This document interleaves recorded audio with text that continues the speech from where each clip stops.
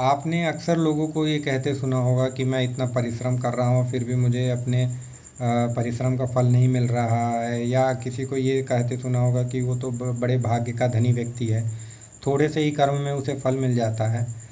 तो आप इस चीज़ को ऐसे समझ सकते हैं कि ईश्वर के पास एक तराजू है, और वो तराजू इतना संतुलित है कि उसमें आपके छोटे से छोटे कर्म का हिसाब किताब उसमें रहता है।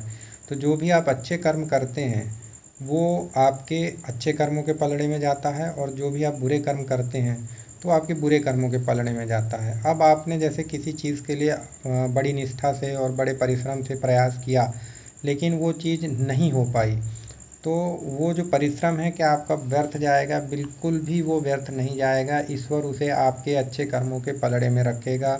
और अगर आपको सफलता नहीं मिलती है तो आप ये समझिए कि आपके बुरे कर्मों का पलड़ा अभी भी इतना भारी है कि आपके अच्छे कर्म जो हैं वो उसे ऊपर नहीं उठा पा रहे हैं। तो धीरे धीरे आपको लगातार अच्छे कर्म करते रहने चाहिए। अच्छे का जो आपके अच्छे कर्म हैं वो आपके अच्छे कर्मों के पलड़े में इकट्ठे होते रहेंगे, और एक समय ऐसा आएगा कि आपको सफलता मिल ही जाएगी। इसे समझने के लिए हम एक कहानी भी समझ सकते हैं। आपने एक देखा होगा, एक व्यक्ति रहता है जिसे कुछ ही खोदने के बाद खजाना मिल जाता है। ज़मीन में वो कुछ ही दूर खोदता है कि उसे खजाना मिल जाता है। वहीं दूसरा व्यक्ति जो रहता है वो ज़मीन में खोदता जाता है, और खजाने से कुछ दूर पहले ही वो निराश होकर वहाँ से लौट जाता है। तो क्या उस व्यक्ति ने कम मेहनत की या उसकी मेहनत व्यर्थ गई? तो ऐसा नहीं है। दरअसल वास्तविकता में वो खजाना उस व्यक्ति की किस्मत में था ही नहीं, लेकिन जो निष्ठा से उसके द्वारा किया गया परिश्रम है उसे ईश्वर व्यर्थ नहीं जाने देता।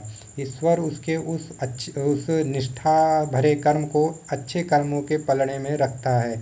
तो दोस्तों, ये दूसरा व्यक्ति वही पहला व्यक्ति है जिसे थोड़े से खोदने के बाद ही खजाना मिल जाता है, क्योंकि उसने उस खजाने को पाने के लिए पहले ही प्रयत्न किया हुआ था, जिसे आपको और हमें देखकर लगता है कि उसकी मेहनत व्यर्थ गई, लेकिन ईश्वर उसकी मेहनत को व्यर्थ होने नहीं देता। और बाद में हम उसी व्यक्ति को, जब वो खजाना उसे मिल जाता है, तो कहते हैं कि वो बड़ा भाग्यशाली व्यक्ति था। तो ऐसा नहीं है, ना वो व्यक्ति भाग्यशाली था और ना ही उसका कर्म व्यर्थ गया, बल्कि ये उस व्यक्ति के कर्म ही थे जो पहले हमें व्यर्थ लग रहे थे जब उसे खजाना नहीं मिला, और बाद में हमें ऐसा लगा कि वो बड़ा ही भाग्यशाली व्यक्ति है जो उसे खजाना मिल गया।